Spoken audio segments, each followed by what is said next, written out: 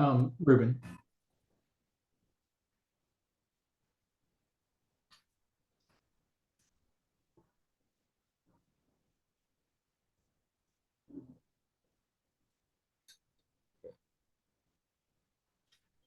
All right.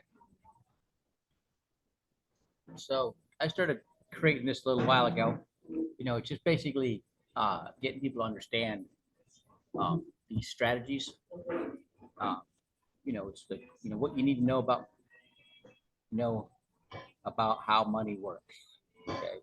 So we got taxes, inflation, and market volatility. Those are the things that we have to protect your money from. Okay. Right. And then you need to have liquidity. Okay. So there's a lot of stuff out there, that get a great gain, right? And you're not going to be taxed until you sell it. But if you need that money, you can't really get at it. You risk everything else. So there's the three different ways that your money's taxed. Okay, there's the tax now. That's going to be your banks, savings, money markets, CDs, individual stocks, mutual funds, those kind of things. They're going to be taxed right now. If you get any kind of gain, you're going to get a 1099. You're talking about the interest going to be taxed on those right away. Right. But with those, they're not getting anything anyways. I mean, bank savings accounts. Right. Yeah, and they're liquid, so you can get access to that money. Right. But Right. It doesn't grow for you. It's not Right. making money for you. It's making money for the bank. Right. Okay. And then they make money on arbitrage. So the difference between what they're paying you less than 1% in your checking or savings account, or even your CDs. I think the best CD I've seen out there is 4%, and that's at my credit union. The difference between what they're paying you and what they're getting on a credit card, on what they're making. Oh yeah, right. credit card or a car loan. All right, that's their profit. That's their arbitrage. Okay. Yeah. Then there's the tax deferred accounts, and that's going to be your 401k, your 403b, your SEP IRA, your the traditional IRAs.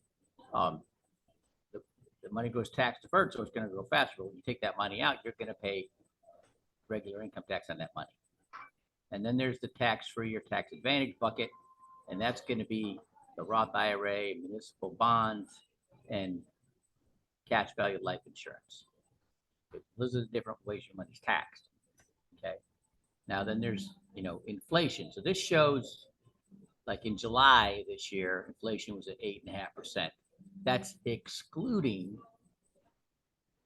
the 5.9% for food and energy. I mean, like, what's up with that, right? Like, why would you exclude that? I mean, that doesn't give it any credibility. So you're looking at more like 14 or 15%. Well, yeah, especially considering the food and the energy was probably the ones that were hit the most. Our food was, food went up. Some things went up 200%. Right. So you've got to get better than inflation, or otherwise you're going backwards with your money. Yeah, exactly. Yeah, you're losing money in all reality, which most people are. Right. Okay. So then there's a volatility in the market. Okay. And it's been highly volatile this year, right? But it's been up and down, up and down. So that's I know people that have Roth IRAs that are they're not too comfortable right now because the market's down, right? I mean, it can come back up, and they don't need it right now, but when it doesn't feel good when you got less in than what you put in it, right? Or what even when those you had in last week, right? That doesn't make you feel real comfortable, right? Right. So, okay, so has Danny ever gone through this with you? No, sir. Okay, so these 6 circles, when you look at these 6 circles, these are different professionals, financial professionals. And so, like, can you name a financial professional? What?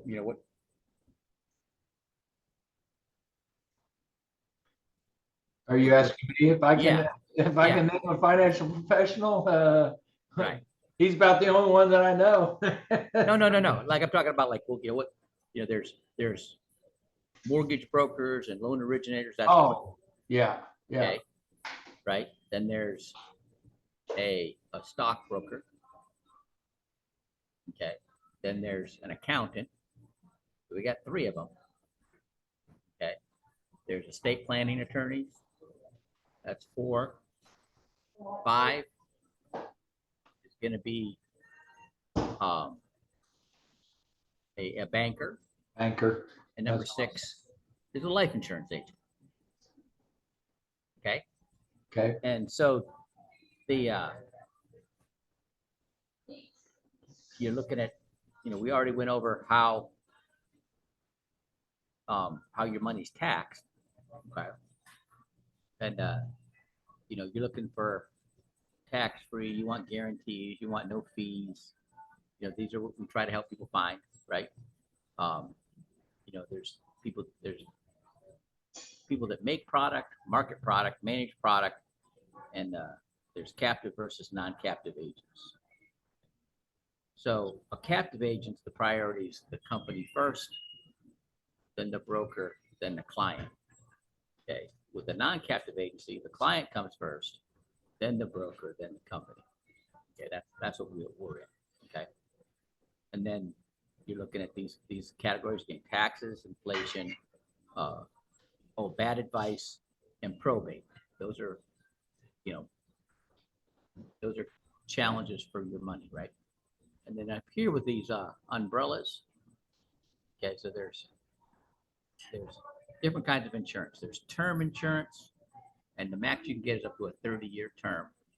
And after that, you're not insured anymore. So if you don't die over the period of that term, then everything you paid into it was, didn't help you at all. Right? You gotta die to take advantage of that, right? Then there's the permanent policies, and that's going to be whole life. Whole life, you pay for your whole life, but you're insured for your whole life. They're expensive. The fees are high. At the same rate. Right. That you start at. Right. Yeah. Okay. And then there's another form of permanent, and that's going to be universal life. That could be there's just regular universal life, and then there's variable universal life. So variable universal life, your sub accounts, they're like mutual funds. They're actually, they're in the stock market. They're actually mutual funds. Right. That's the stuff. That's that separate account that everything's invested into. Right. And that's what I used. That's what Dan. When I knew Danny before, we were both securities licensed, and that's primarily what we were selling. Danny kept his license. I let mine lapse. I got to get mine back now. Right. All right. So, and then there's index universal life. So that's, you only need a life and health license. All right. And there's some protection in that. Okay. And then this is what's called, this is how you figure out what you need, how much you need, what kind of insurance you need. It's called the DIME method. DIME stands for debt, income, mortgage, and education. Your kid's college, or paying off your student loans, right? Right. Okay. And then the so there's these are how to figure out how much you need and what you need, what kind of life insurance you need. Okay.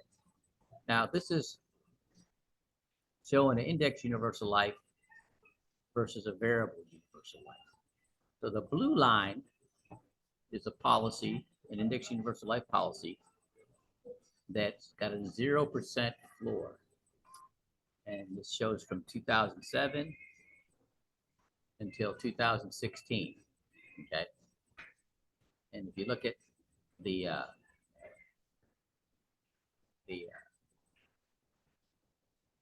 variable universal life took a significant drop, like 36% drop. That's the yellow. That's the yellow line. Right. In 2008. Okay. Yeah.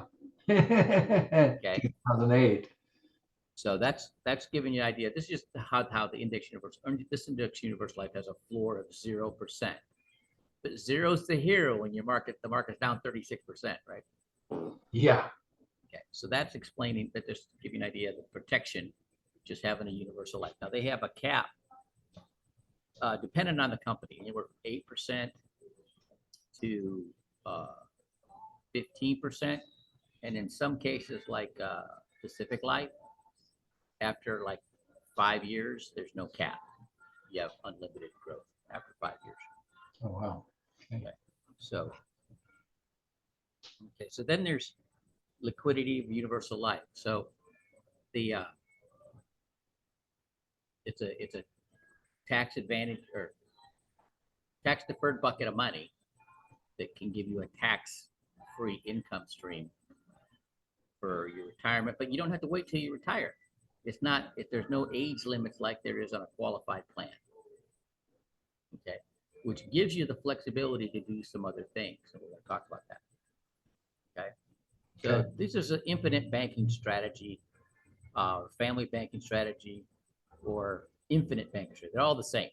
Okay, and so you got the policy holder here, right, and he's paying a premium, and that premium, and it says whole life. So universal life is actually a form of whole life, Right. except it grows enough that there's enough return on the investment to cover your premiums after a certain period of time. Okay, well, a whole life, you're just going to pay your whole life. That's the target premium? Right. Yeah. Okay. So anywhere from 10 to 15 years is how long you pay into the policy. Okay. And so part of that is cash value, which is your money, and the other part is the cost of insurance. Okay. And then when you have enough cash value in your policy, you can do take the policy loans. All right, but they're a wash loan. So what that means is, let's say you want $60,000 a year. I'm just going to use that because the numbers are easy. And you let the insurance company know that they're going to take $5,000 out of your account every month, and they're going to credit you 2.3%. And when they're going to put it in the general fund of the insurance company, and when they pay you out as a policy loan, charging you 2.3%. So the credit is covering the interest, so it's a wash. But that's how you get away with not paying taxes on that money, because you don't pay taxes on the proceeds of a loan. And when you die, your death benefit pays off the loan. Okay, as long as you keep a balance as long as you have money in your account, right? All right. In your policy. Okay, but then the insurance cost, if you die, right, your family gets the money, the death benefit. Okay, and that's what gives you the tax deduction. Okay, because the government wants that. And then you get dividends, depending on the growth and how you set up the policy. Okay. All right. And so, but you can also use it for real estate investing, mortgage and debt elimination, and business investments. Okay. So this is my son, who he's real handy. He used to do home remodeling in San Diego, and he did maritime construction in Pensacola, and then he went back to San Diego. Now he's doing HVAC and electrical. So if he finds a deal, he finds a property that's he can steal, that's it's in distress, they're in default or they're getting divorced. He can borrow from his policy, pay down payment, closing costs, fix up the property, flip it, and put the money back into his policy and go look for another one. Okay, so that's a common strategy for real estate investors, for this type of policy. Okay. Then there's the debt reduction or debt and mortgage elimination strategy, and this is pretty nifty. What they do is they have a policy. The face amount's big enough that they can overfund it enough to cover the target premium, plus their debt service amount for their mortgage and their other debt. So they pay that into the policy, then they take the policy loan, the awash loan, and they pay their debt. So the same dollars that they're saving in the policy are paying down their debt faster. Okay, and we implement different strategies to the timing of when that payment is made can make a significant difference. It can get you paid off, pay off your mortgage and all your debt in like 7 years. Using the strategy at the same time, building your wealth for your future. Okay. And then there's the business consulting or business investing. So I was on a podcast. This guy was talking about this. He's not an agent. He's not promoting this because he's making any money on getting people in these policies. He's just talking about how he uses it. And he's a business consultant. And he finds businesses that he sees have potential. And he knows that he can get them to produce significantly. And he approaches the owner and says, okay, I can help blow up your business, but I want 51%. So they're not paying him anything. They're giving him 51% ownership in the company, controlling interest. When they do that, he exposes it to his market. So he's already got a whole market with their widget or their service. All right. And you can quadruple their business. So they're going to double their income just by being affiliated with him. And then he's going to say, okay, I want to sell you my 51% back for the new value, the new increased value, right? And if they don't, he sells it to somebody else and he goes finds another one, but he puts the money back. He owns like 12 policies that he's doing this. He's just getting the money in putting the money back in the policy, and then finds another opportunity and takes the awash loan out of the policy for the opportunity, and when it blows up, he sells it, puts it back. He just keeps going back. He's just using that, holding his money in the policy. So it's getting better tax advantages and a better rate of return and better liquidity than he could at the bank. Okay, so that's what he's doing. All right, with that. Okay, so that's basically the strategy for the different applications for these infinite banking or individual banking or family banking strategies. That's how those can be used. Did it click with you seeing the visual like that? Yeah, I mean, there's just it's digging into it and practical. I'm like practical. It's like, okay, I see that, but just trying to figure out who to target and who to work with on that would be the my question. Get me started. Fair enough. Okay, so I've recorded this, so when I get it, I'll post it up on YouTube and I'll send it to you. Okay. All right. I met with a couple today. They are in accounting, right? And so this is something. Basically, the last strategy was of significant interest to them because they work with a lot of small business owners. Right. So and that's I started targeting the small business owners for their getting them set up with their employee benefit strategies, setting them up with their 401ks and profit sharing and the cash balance strategies and their group health and group term strategies. And out of that, I get, rollovers. If they got a 401k or a TSP or a 403b or whatever from a previous job, and I can roll that over. Or if they got, or get them set up with these individual banking strategies. Now there's something else and I missed it, and I'll have to add it in here. But there's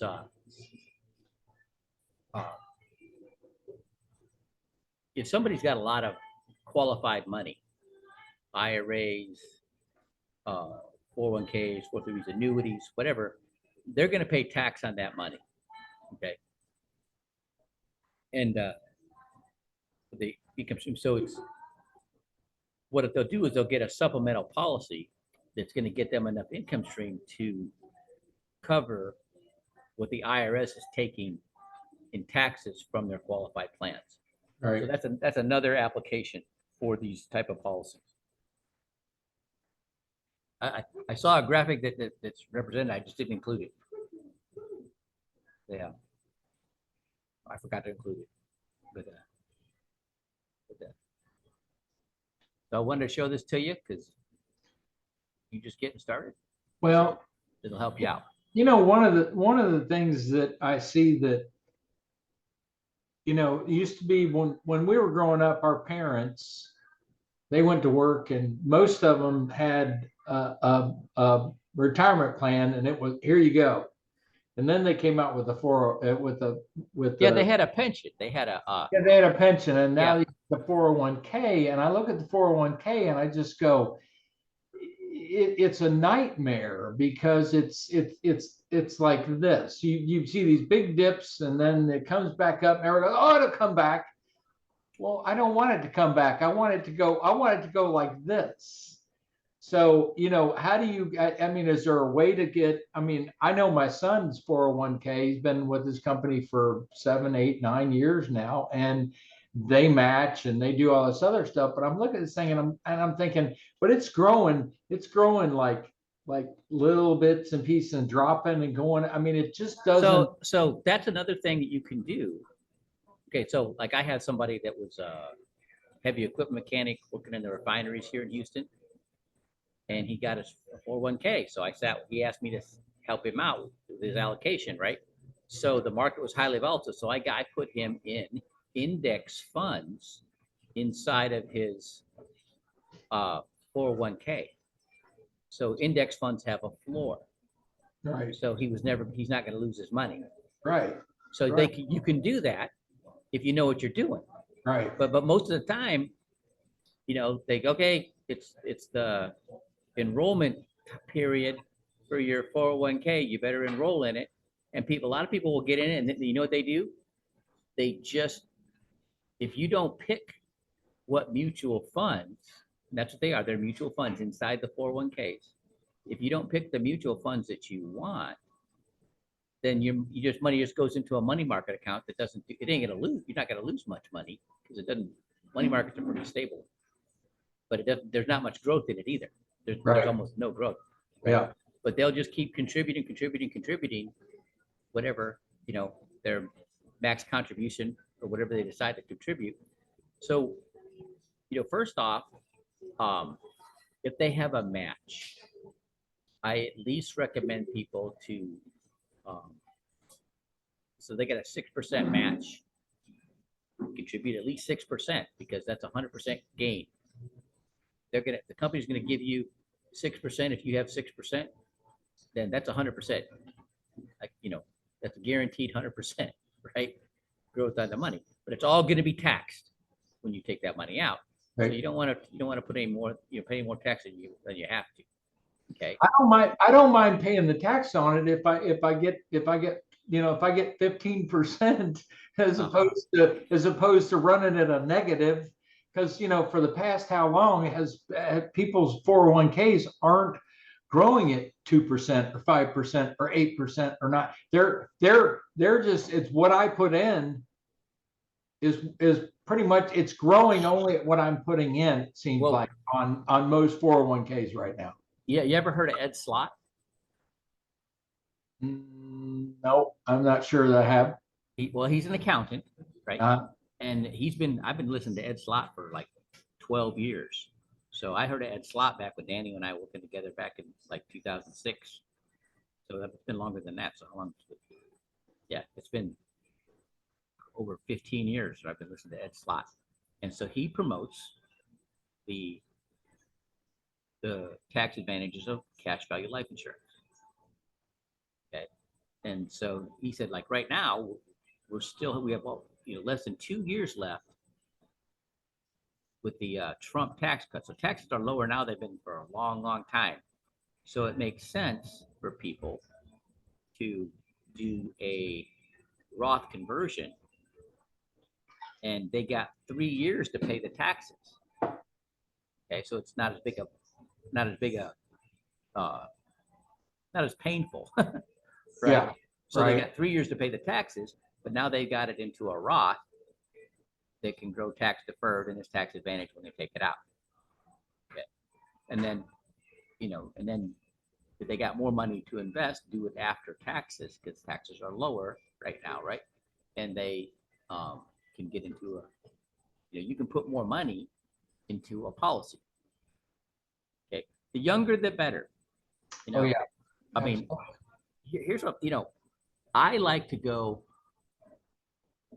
talk to trade schools, HVAC techs. That's what my son does, right? And he's really the one that got me turned on to that.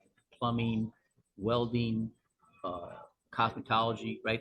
So those people are all going to make way more money once they graduate and they get their diploma than they ever, could have imagined, right? And because they have that credential. But if they don't save their money, they're going to have a good time for a while. They're like, it's kind of like in the military. When I became a Navy SEAL, like as an E5, I was making as much money as a chief in the regular Navy, right? I had a car, I had a house, and then I got married. I'm like, I think she's taking my money. And then we had kids. I'm like, okay, now I know she's taking my money, right? And that's just how it is with everybody, right? I mean, when next thing you know, life costs more, right? It costs more to be living, right? And so, if they don't start saving early, then all that money they're making is just going to be up in smoke. So Yep. Getting with them and doing a presentation like I just did with you, okay, then a couple things happen. You're helping them out because they're getting educated. When they get to that point where they're making extra money, they need that help. Who they gonna call? You'll probably be the first one in their mind, right? But then down the road, right, when they're getting more established, maybe they started a business, they're really making a lot more money. You're going to be there to help them. If they start a business, you can set them up with their 401ks and their profit sharing, their cash balance strategies, their group health, their group term, and all that. Okay. So this is all. So it's all good. It's just branding. It gets you out there, and they know who to. If they learned anything, they learned it from you, right? Gives you credibility. So, all right. Well, listen. This is I appreciate you letting me. Yeah. Practice. Record you. Lacey, hey, who are you barking at? Is somebody here? Here. Oh, they're outside here.